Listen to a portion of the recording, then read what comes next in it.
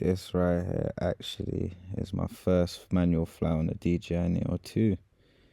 Up until now, I've always flown in the assisted modes, where the drone does a lot of stabilizing for you.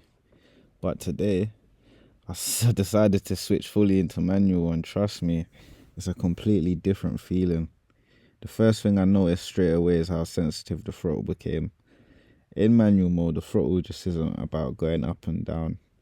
The throttle controls your entire sense of smoothness, and if you're going too aggressive with it, the drone will just climb or just drop really fast, and that's going to cause your footage to look insanely jerky. So for this flight, my main focus wasn't speed, it wasn't tricks, it was all about precision training. You will see in the footage, I'm doing a lot of slow movements, gentle turns, controlled rises, steady descents. And that's because when you first start flying manual, you have to train your fingers to move smoothly instead of reacting sharply. One of the biggest tips I can give if you're learning manual flying is this. Think of the throttle like a volume knob, not an on and off switch.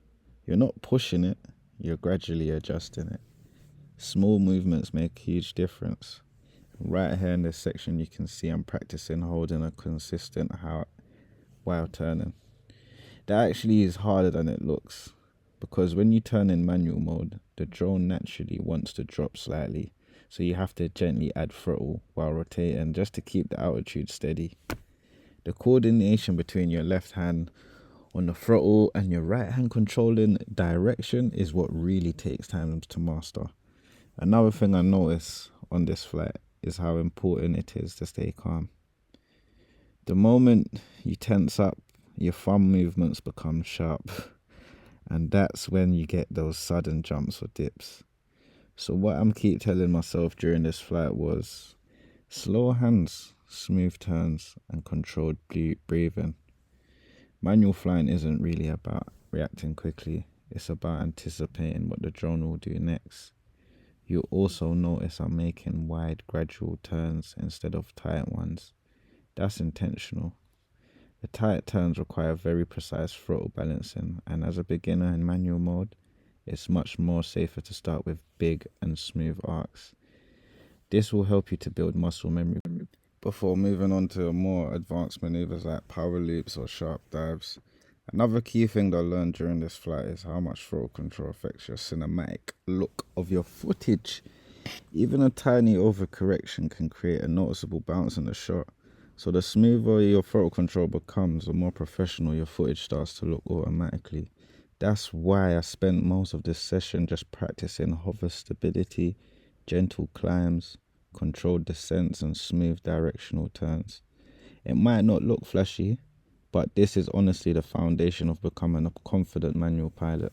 And the biggest lesson from this first flight, manual mode isn't scary, it just demands patience. Once you stop fighting the controls and start flying with them, it actually becomes really enjoyable. You feel way more connected to the drone, like you're truly flying instead of just guiding it. From here, the next step for me will be practicing consistency, keeping the same height while moving, improving my throttle smoothness, and slowly building up to faster maneuvers.